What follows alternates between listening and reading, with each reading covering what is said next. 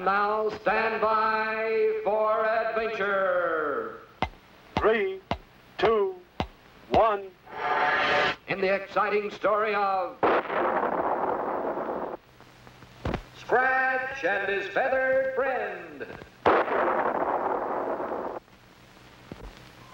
Interplanetary space investigator Colonel Bleep and his deputies, Squeek and Scratch, roared with futomic speed past the black planet Pluto, over and under the green planets Neptune and Uranus, through the glowing yellow rings of Saturn, and then screeched to a halt, directly over the 12th moon of Jupiter. Somewhere below, on this mysterious satellite, lurked the evil Dr. Destructo, master criminal of outer space. This time, Bleep meant to track him down for sure.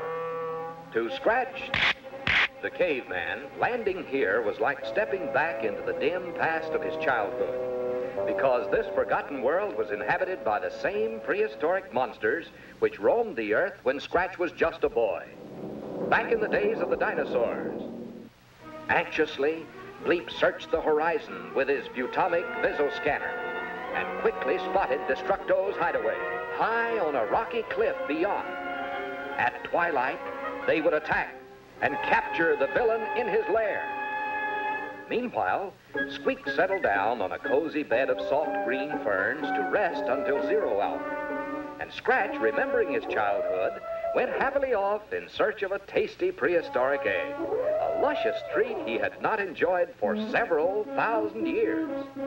The caveman was at home here, and no beast, regardless of size, ferociousness,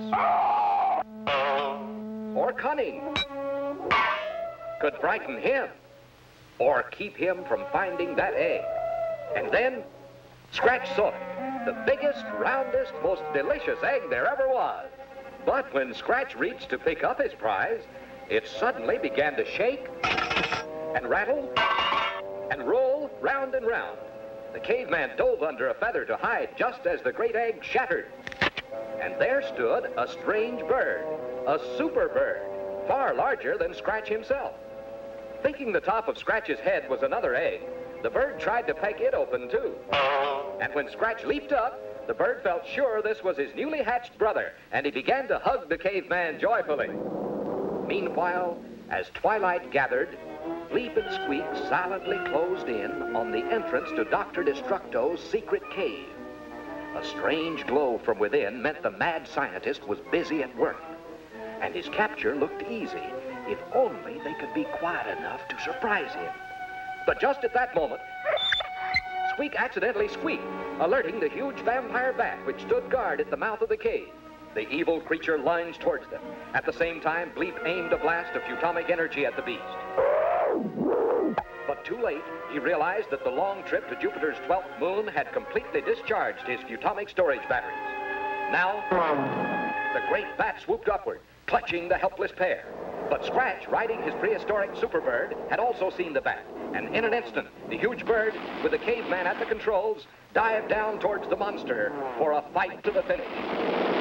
Then a head-on crash sent the bat spinning down, straight towards the entrance of Destructo's hideout, while Bleep and Squeek floated to safety on 2 great feathers. Yes, Scratch and Superbird had saved the day, but there was no time now to check on the fate of Destructo, because Superbird was waiting to fly them back to the planet Futura, where a new supply of futomic energy and another exciting assignment would be waiting for Colonel Bleep of the Interplanetary Space Command.